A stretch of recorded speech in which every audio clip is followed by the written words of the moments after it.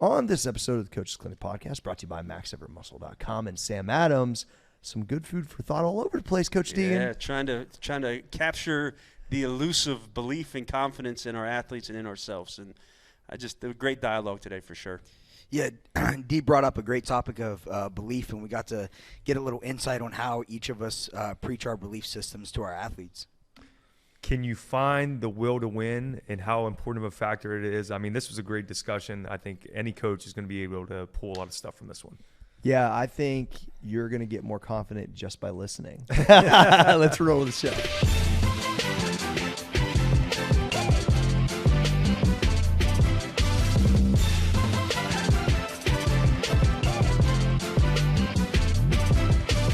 Coach's Clinic podcast. We're back. Coach Mike Deegan, Tyler Treadway, and Coach Myers. Brought to you by MaxEffortMuscle.com. The new Pre-Extreme. Extreme. And also, we got the I Want Abs contest. We got a few more days to register. Go to MaxEffortMuscle.com. Shout out Sam Adams. Get you a beer. Mike, Tyler, Dustin. We've been shifting on who has been running the show. Today, we're heading back to Dustin. He said he was thinking about a good topic.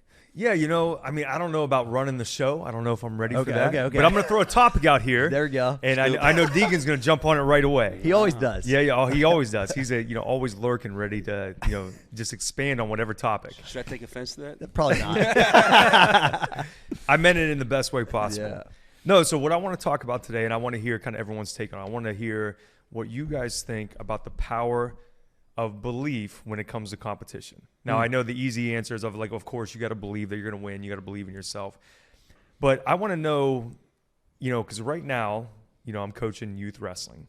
And I've coached, as a strength coach at the highest level of the sport, Olympic and NCAA athletes. And when you think about the power of belief, how much more does it come into play versus experience? Meaning, like, when I have someone who's ultra experienced in the Olympics, is the power of belief and self-confidence as much of a factor at that level versus at the youth level? So this past week, we had a tough duel. We lost to the number one team in the area, Watkins, our old school. And, we didn't wrestle bad, but there was a lot of kids that went out there. You could tell they went out there and they didn't believe that they could win. And they wrestled like it. And there was a lot of kids that even if they won, they didn't look like they could dominate. They just didn't have that fire to them. And so we kind of lit them up the week after and was like, well, you guys are not giving us your best out there. We have the county tournament coming up. We need to see everyone's best. Everyone is better than what they showed the other night. And it was a big half-hour long talk, and we were really on these kids. And sure enough, we went to the county meet, and across the board, everyone wrestled better. Our good kids were more intense. Our kids that were inexperienced were just not giving up. Even if they were getting beat, they weren't just laying down for the other guy. And I thought, man, like, how powerful was that one talk and one positive practice that these kids across the board look like completely different athletes 3 days later? And I just think at the beginning levels of a sport, it might be the most important thing. It might be more important than your technique or your conditioning or your strength or anything. But when you get up to college baseball, or when you get up to elite level world-class power lifters, or you get up to club soccer players that have been playing, year round for 10 years, is it that big of a factor? Or is it just one of those like little things that might separate people when they're really close? Or can it take someone over the top? You want it, Mike? Deegan, I know It's you solid. want it. It's solid. Go ahead. No, I'll talk more from a college standpoint, professional standpoint. What I've seen is that there's almost a delusional belief in really high performers. Like they don't. I got a little of that. There's a story of Jack Nicklaus he was giving a speech and he said he'd never three-putted in a Masters, and this guy comes up to him afterwards and says, "Wait a minute." He goes, "I remember you three-putted at the Masters this year, blah blah blah blah," and he goes, "No, I didn't." Like, he had completely wiped that from his mind. Like, he doesn't three-putt. In his mind, he does not three-putt. I've kind of fucked with that. So that's the level of belief that it takes. And I've talked to some higher-level coaches, and if you listen sometimes to high-level coaches when they're working with someone, it's a lot like just pumping people up. Like, they're speaking it into them, man. Speaking greatness. Like, man, look at that swing, whatever. And I'm like, wait a minute, he kind of rolled over that ball. That wasn't that great. But it doesn't matter because they have to go in there with this warrior mentality, this belief that they're the greatest thing in the world. So I don't think it's just youth. My struggle with the youth level is how do you do it? Like, it worked for you guys. That one talk, I've tried to do that, and it doesn't always translate like that for me. Like, I've tried to say, hey, we got to believe more, we got to have more confidence, and I think there's a learning curve for everybody with every that, you know? age too is so different. Well, and it can backfire too. You know, just because it worked for us the one time doesn't mean it's like that's all you got to do. Well, I just wanted to throw I did not throw caution to it. I think you have to keep speaking greatness. You have to keep pumping into them, but know that it may not work out that first time. Like but I do know, and I'll end with that. I do know that belief and confidence is so important. Especially, I would say even more so when talent meets talent. Like, whenever it's equal, like, that's when you have to believe at a high level. Like, there's a saying you always say, like, the guy big leagued me. Like, you hear that a lot. Well, big leaguers, they just don't. They walk with a certain air because they can't have any doubt in their mind. They can't. If they do, they're going to crumble. So I'll pause there. Ooh, I like that. Treadway, go ahead, buddy. Yeah, so I think that culture or belief is as a culture thing, not necessarily something that you can just plug and play, right? So most of the time, the athletes will feel if you really believe in them or if you're really instilling belief, and it's more something that you build over time. It's not something that you can just spark up and say, hey, I believe in you, and you see all these great, one-time speeches from coaches, the miracle one where, everyone's seen it, where they go through and they ask the kids, and the coach finally believes in you and you do something great, which is awesome. But I think it's something that you have to build up over time. It's not something you can just spark up a nice pregame talk and let people know that you believe in them. It's got to be something from day one where you're showing kids, and it's more so by your actions rather than your words. I don't think there's any athlete that doesn't like to hear that somebody believes in them. Every athlete at every level, right? So I had multiple people do that to me over time, and I started to realize how it was affecting me because I'm already a confident guy, right? But I was like, it's my job as a coach to speak that into people if I think it's true, to not just think it, but to actually say it. And also, I think I've tried to do a good job of say, like, all right, I've seen somebody that's a 500-pound squatter, but I know if they put more work in, they're an easy 600 and they can take that. Like, try to make sure that people aren't limiting themselves, because I think the biggest thing in no matter what sport, in weightlifting, baseball, there's like the no cap thing. People just keep putting these ceilings on themselves, and I used to do the same thing to myself. And I think as I've gotten older, especially people that are hanging around here that are about it, I'm trying to do my best to say, no. Like, that's possible. I see it in you. So then if I believe in you and you have some type of respect for me, then you start to question, like, well, why don't I believe in myself? If G believes in me, you know what I mean? And I think that I had guys that did that for me, and I think that as confident coaches is part of our role. And I think the same thing I try to do at my house from when they were little kids. If there was big moments in games, I tried to explain, like, yo, this is what we do. And you're not going to be 10 out of 10, but this is what we do. This is how we show up, turn the lights on. If I'm 7 out of 10, I'm feeling pretty good about that. Most people were not 50%, but I tried to make sure, like, even with AG's personality being a little bit way more low key than mine, naturally I try to explain to him, like, hey, but these are the moments that count. This is when this is when the preparation meets it. You know what I mean? Like, we're putting the work in. You just go do what you do. Just spin the ball, dude. You know what I mean? And I think, like, if you start to have that mentality of, like, if I can unrack it, I can squat it. It's the same as all these other things, and people start to believe that that's how they show up. When you start to believe that's how you show up, you start showing up that way. And yeah, it could be a little bit delusional, but when it starts becoming true, is it delusional? That's right. That's right. I never believe I'm going to lose. I do lose, but I don't really believe it ever. I know it, but I've felt delusional at times, but then the shit kept working. I just kind of had a thought of how, even with different sports, so let's think of like baseball and powerlifting. I'm looking across the room at baseball and powerlifting, and I'm looking over here at wrestling and soccer. Obviously, skill is involved at a high level in both these things, but technique and skill is so much more important for that split second in baseball or powerlifting. Do you make that lift in that second? Are you able to hit the ball, that 90-mile-per-hour fastball or whatever? When you think about soccer and wrestling, yes, technique, skill, very important, but it's much more effort, like sustained effort based in competition, So, and this may be good for me because of my style of coaching. When I'm coaching wrestlers, I'm not a great technique guy, but I can tell them you got to give just a little bit more. You got to try just a little bit harder.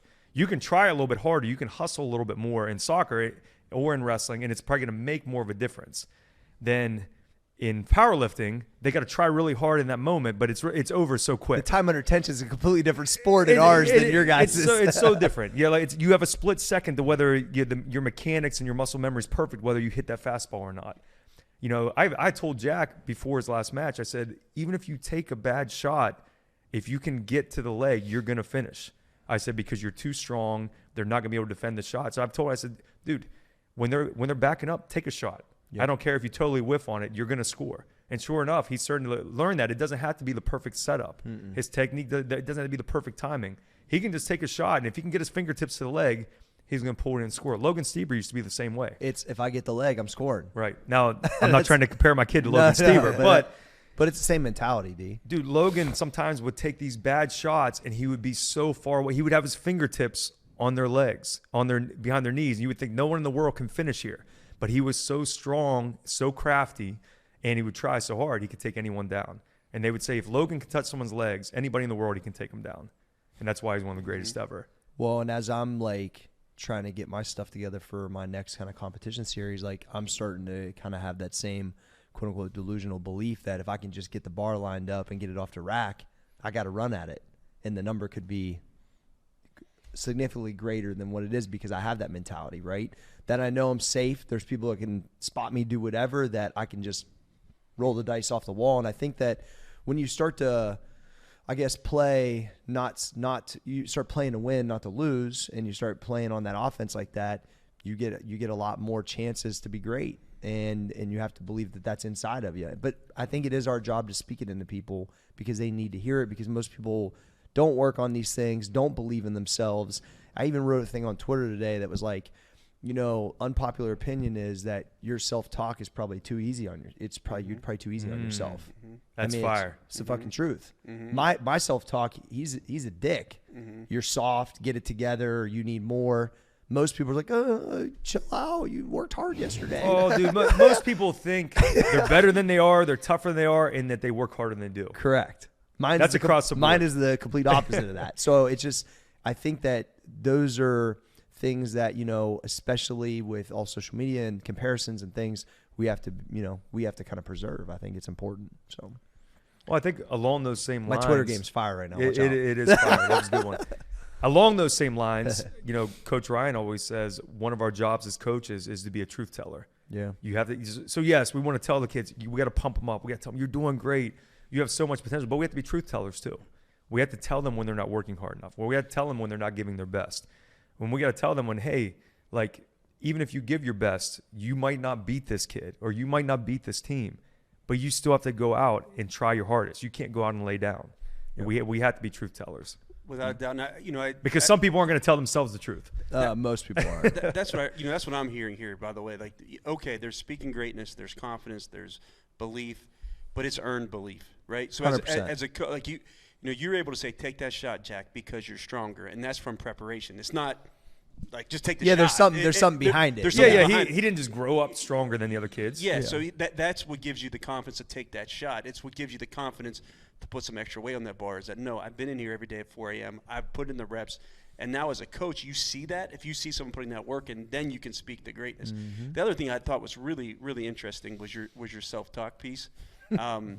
They say if you ask an amateur hitter how many at bats they give away in a season, they'll say 5. They'll say 5.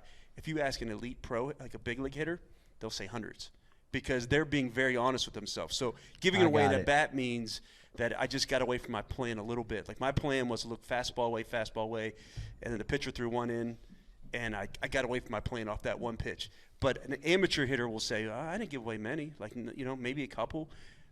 You talk to an elite hitter, they'll say, I gave away a shit ton. Yeah. You know what I mean? It's just a different mentality. It's being a little bit harder on yourself than the average person. Do you think that's more that they're being more realistic with themselves, or do you think it's because of their high level and high ability as a hitter, they could have actually hit more of those? You know what I mean? Or is it like a combination? I think it's a combo. I think that they have the confidence to be really honest with themselves They're in realists. this situation, Yeah. right? And like I told you, there may be like a little bit of a delusional belief in their ability because they gave it away. They're not saying I didn't get a hit or I didn't, but they're saying I didn't execute my plan, Gotcha. and I can really look internally and do that. For average athletes, it's really test it out today. Ask them like a truth telling. Ask them a question about their performance. And they'll usually give you excuses. And you talk to a high level one, they'll just reflect because it's not a crack on them because they've worked so hard. They put in the time that they're self-confident enough to be able to evaluate their performance at a different level. Does that make sense? No, it definitely does. And going back to, we had the dual meet and we had a kid come off the mat who got pinned, and he walked up to me and the other coach and he said, "Sorry, coach, I did my best." I looked right at him. I said, "No, you didn't." It wasn't even about him getting pinned. It said I knew he didn't give his best. He gave up. Yeah. And contrast that with, my kid lost a match this weekend, a tight 1-point match, and he cried for a half hour after. And he was acting like his hand hurt or some bullshit. But I knew it was because he knew that he didn't give his best at the end. I knew that he was capable more. Maybe the hand hurting was a distraction or whatever. But we had to talk about it yesterday, and he kind of brought it up and let me know. He said, "Well, 9 out of 10 times I'm going to beat that kid." I said, "Well, you've wrestled him once, and he beat you once. So what are you talking You're about?" 0 for 1 Yeah, right I said, now. "So you're going to tell me the next 9 times you wrestle him?" He goes, "Well, yeah." He said, "Because I know I can get out on bottom next time." Yeah. I said, "Okay, well, why do you know that?" He said, "Well, because if I just tried, I could have got out." I said, "Well, that." I said, "All right, so you know that you didn't try at the end or didn't try hard enough. You didn't give your best." And he sat there for a second. He was like, "Yeah." So anyway, not to always use my kid as an example, but you contrast with one kid obviously didn't give his best, and he came off like, "Oh, sorry," But so we kind of lit into him in practice, and sure enough, and I think that kid didn't even win a match at the county, but he didn't give up this time. He got his first takedown. Still improvement. He tried harder. And now if he came up and said, "Hey, I gave my best," we can say, "Yeah, you did." And I think the next level to that is when you win and you dust somebody and you come off and say, "I didn't give my best effort." Right. So, Yeah. so it's in spite of the result. Yeah, I like that. You can be bummed out and go, I won. I did get the takedown late, but I missed 3 other earlier. And you're not. And what they do, it's not a and I say they because I'm not even talking about myself here. It's not wagging the finger at themselves. They're not. But they're just being honest, and then you can make improvements with yourself when you have that. And I know I'm kind of contradicting myself, saying there's a delusional sense, but then there's also this realism that they have as well. So it's like kind of a dual personality, because you can't improve if you can't honestly evaluate your performance. I see a lot of that when guys go to pull heavy deadlifts. If they overthink it, they go to pull on the bar, but they really didn't try. You can tell whether they're straining or not. And I'm the first one to go, take it again. Because they let go real quick, right? Correct. Like it's not going to budge. Yeah, so it doesn't even attempt to come off the ground. And if they're taking that weight, it's usually not because they're far away from it. So it's like, got to give it like a fucking, I remember Jake Varvel did that when he came back from, shout out Jake, he came back from college and he pulled on something I know he can make. I looked at him and said, fucking take that again. Like, that's not going to work. Like, you know what I mean? And he looked at me and was like, you're right. Like, he didn't believe he could make it. So he didn't really give it the effort. And I don't know if he chose that. It just kind of happened that way. But it's that mentality of like, if this thing budges, I got this, And so it's just that same.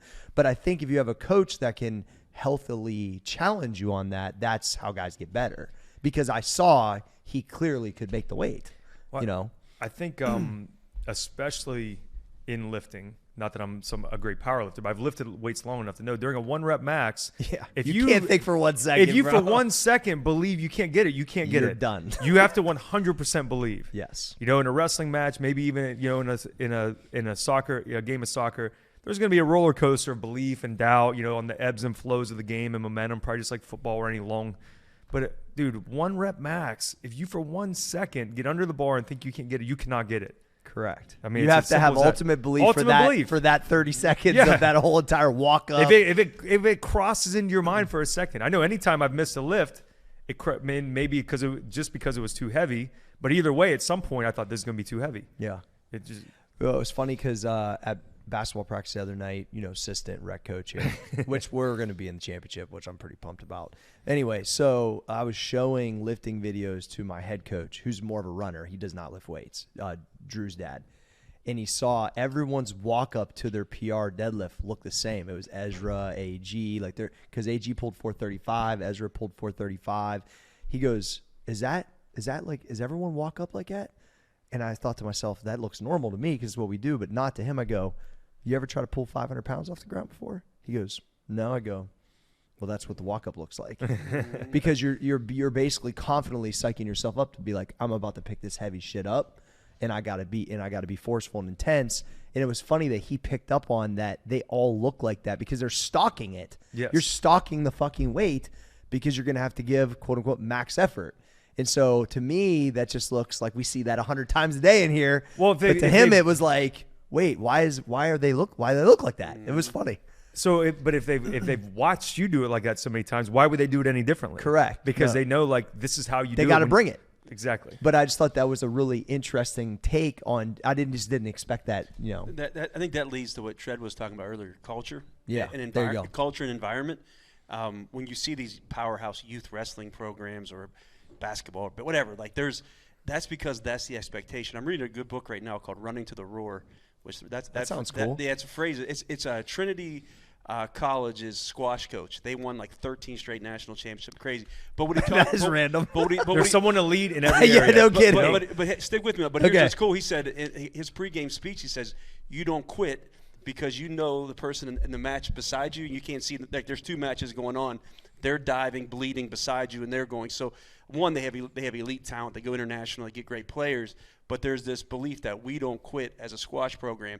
And sometimes when you're trying to instill, maybe trying to change a culture in youth wrestling in an area or whatever, it takes a little while to get that, right? So in this environment, if you're going to go pull heavy weight, there's a walk that you do, Yeah. right? If I'm not in this environment and I go try to pull weight, I probably don't have that walk where I'm No. stalking it. You know what I'm saying? It's a confident walk that I didn't even realize we had. Yeah, so like that. Sometimes, if you're just starting out in this process, like if I go to deadlift, I'm not going to have that walk because I don't see it every day. Yeah. So the power of environment and culture, I think, is so important. Well, what the couple pro guys that came saw me the last couple of days, which was sweet. They both were here as my high school kids were coming in, and the kids roll in. What up, G? Right to GPP. And yesterday, Bosie was like, "These dudes just in it." I'm like, "Yeah, bro. They know exactly what to do." He's like, "That guy's doing farmer's carries. This guy's dragging a sled. This guy's doing his box squats." He's like, "This is sweet." I'm like, "Yeah, man." I'm like, "It's just like a system. I mean, they're following the system, but they're doing it on their own." And so when they see like there's a group mentality, you could tell the environment was pulling them in. Like, wait a second. Basically, they know they need to be here next year.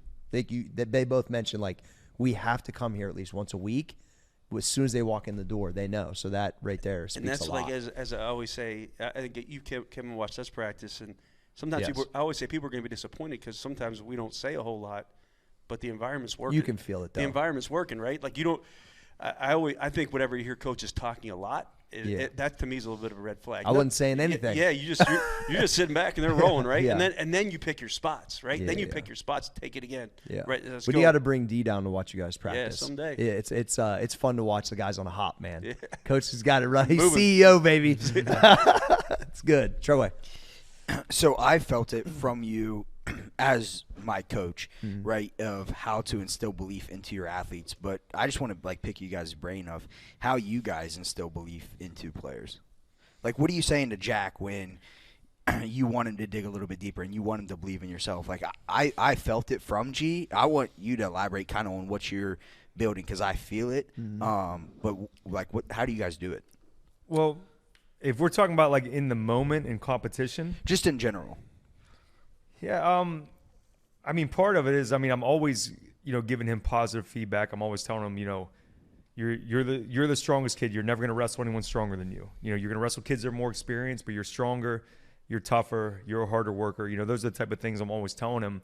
But like in the moment, I mean, there's been a couple, situations in matches, where the match is tied and he's trying to get out from bottom to score to take the lead. And those are like those 50-50 positions where, you're trying to get up. Someone's, bringing you back down the mat. They got their hands locked around you. I just look at them and I tell them to fight.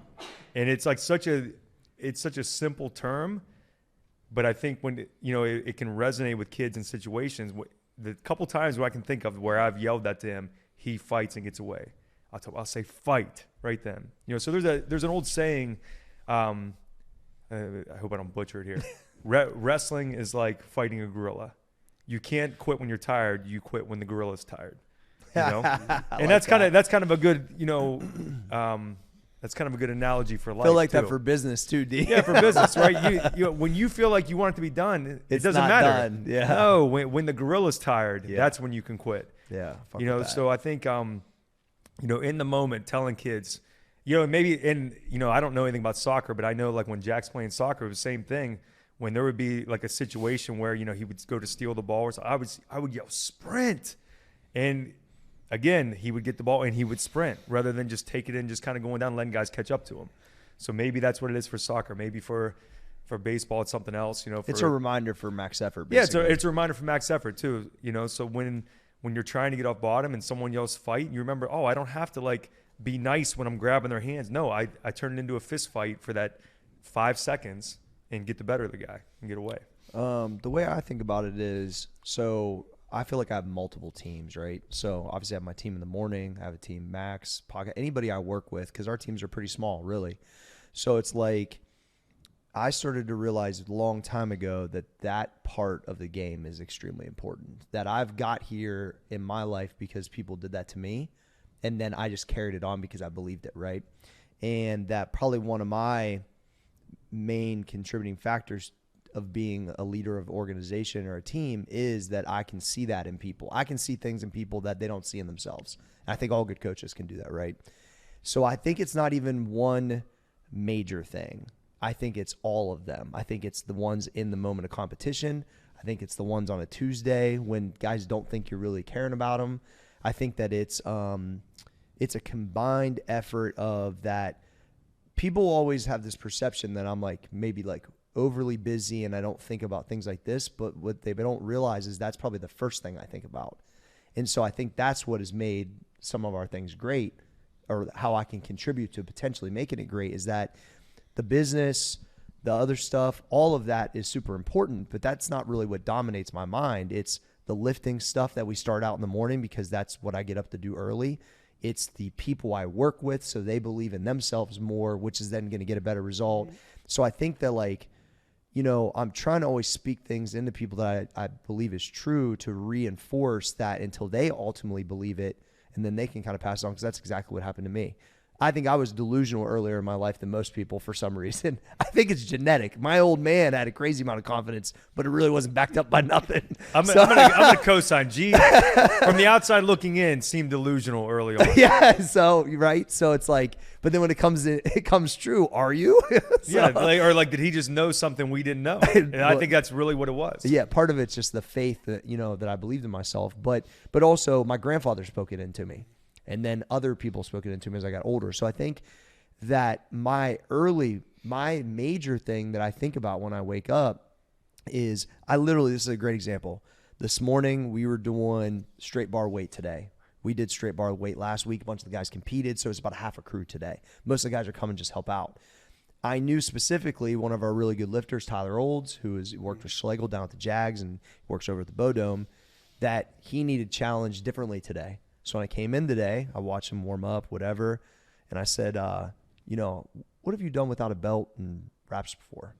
I don't know, maybe about 460-ish or something like that. I go, all right. He takes a couple, and so I got him thinking about it. I didn't even say, that's what you need to do today. I just kind of threw it at him. So he makes 465, and that's no belt, no wraps, really good. I said, about to take 5 plates? He's like, yeah, you got me thinking. I was thinking like, I don't think I've ever tried that before. He missed it. But it was so fucking close. But I knew after, I was like, all I had to do is go like this. And that was the way to coach him today. And then reinforce it whenever he got under the bar, that I believe that he could take that today. Because if he takes that, I know he can make it. He got, I think, a little bit excited and took it out kind of fast. He needs to beat the board number of 600 or 60 whatever to take a guy off the board at 181. He makes that, he's starting to believe that that's happening. As soon as he misses it, I go, bro, you make that. This is cake. Oh, yeah, G, I know. Well, that's what I need you to know. You know what I mean? So it's like, but that was one of the first things I thought about. Probably most people probably think about me is think about social media or some money we're making. That's not really what I think about, especially early. I'm thinking about, how am I going to get better? How am I going to squat 800? How am I going to push my guys? And then immediately in here, what are we going to do for work? And how can I speak? So if Treadway's more effective and Dustin's better at social media and he just came up with a great idea on some sales that like, if those guys are believing in themselves enough to bring that stuff to me, we're all going to fucking murder it. You know what I mean? Because my bandwidth is only so much. So I don't know. I think that's just the way that I kind of operate. It's powerful. Thank you. That's cool. That's cool. I'll take my stabs. So I would say 3 things. One, I think it starts with the environment. I think you can't trick confidence and belief. Like you've got to put the work in, and we've talked about that quite a bit. 2, I would say one thing we haven't touched on as much, but it's modeling it. I think you have to model confidence. We can't give away what we don't possess. So if you're Somebody tweet that. Tweet it. Think about that though. Like if you're Facts. if you're Mike Deegan, if you're facts. yelling fight or believe, but you're nervous and they can feel your nervous energy. So I work really hard on my energy, hence strength training and things like that. I was at a point in my career where I feel like I needed to get in better shape physically so I could possess some confidence, right? So I'm hoping that bleeds over into my coaching. And then lastly, I would just say in the moment, it's like a corner man. And in baseball, like a lot of time you talk about your mound visit. So if you ever want to watch great coaching, listen to cornermen. I grew up with boxing. I grew up with boxing more than the MMA, but you have like 60 seconds to really try to deliver a message. And what I've always heard is you try to be the voice that person needs. So for some people, it may be, hey, get in there, get your ass going, let's fight, let's kill, whatever. Some other people, if you listen, they'll go, hey, man, you're killing it. You're doing great. And they're getting their ass kicked, but they're going, you're the best fighter in the world. You're the best. Oh, my gosh, you're killing him. And meanwhile, the guy's bloody and bleeding, but that's what that person needs. At that moment. So sometimes you have to check yourself because you want to say, you're getting your ass kicked. Like, I'm not loving this. But he doesn't need to hear that right now. No, that's going to make it worse. Yeah, so anyways, I think – but you're also at times you need to maybe crack a joke. Maybe you do whatever. But – you have to get your ego and your mind. You're not the one performing. It's that person that's performing, and what's going to drive better performance. Sometimes it's a question, like you used with Tyler. But, anyways, I think of it like that. Being a great corner man is kind of in the moment of how you can do it. Because little bite-sized messages, 30, 60 seconds, and get out of there. Well, they're the fighter, not you. When you think about a boxing corner man, there's my boxing coach used to say, in this sport you have to have a short memory, meaning like whatever just happened 10 seconds ago doesn't matter. You got to worry about making contact with them. You got to worry about making the next play. You got to worry about making the next goal, whatever it is. So I think kind of keeping that boxing cornerman mentality. If you're telling your athlete like, I believe in you, you're the best. Doesn't matter if they've sucked the whole game up to that point. You want them to bring out that from there forward. And if you sit there and dwell on like, how did you blow that pass, or how did you red light those first 2 attempts? If you dwell on that, then that's going to affect when they take their third attempt. Facts. But if you speak that belief into them, let them forget about what just happened. Have that short memory. Focus on in wrestling we say score the next point. The next point's the most important one. Yeah, I like when I'm wrapping knees, I'm like, I'm gonna put a cast on this thing. You ain't even gonna feel it. You're gonna be just worried about getting these things off. You ain't even gonna feel the weight. Like I'm just letting them know like this shit is about to be light. G's got me. Like go, and so it's like because in that moment you've got that. However many 30 seconds where you've got to believe that you're going to absolute smoke this and this and that. That's why I love to see people under heavyweight, bro. It tells me so many things. Yeah. I can see it, and then I can see how they progress. Back to the thing you said many episodes about no one is like certified soft for life, right? I've seen guys been super scared of weights and then grow to where they be great at it, and then vice versa. There's some guys that were great and then get scared. I can see it both. So you can tell when guys are done, and you can tell when guys really want to get better. And I can even see that with kids too. Like when they, when they take weights with that walk, they're about it.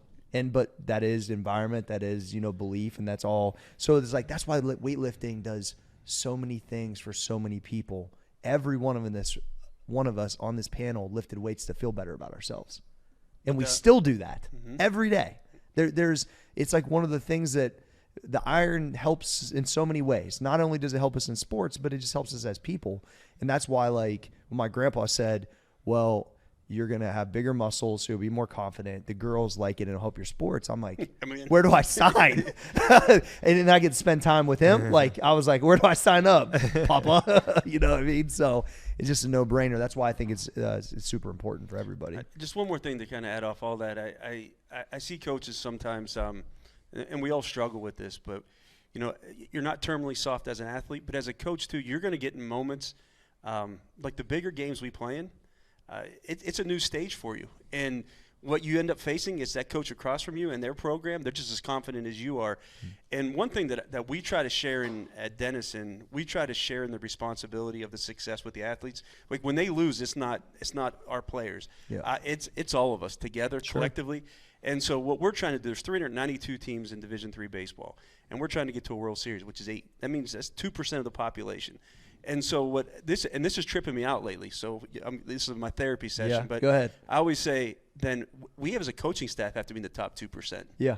Think about that. It can't just be You can't just have a great hitter. you can't have a great hitter. It can't be, well, they stink. Like, wait a minute, are we You got to put yourself in the same. are we in the 1%? Because I'd say 1% because we don't have some of the advantages that some other Yeah. programs have. So we've got to be in the 1% if we're going to do this.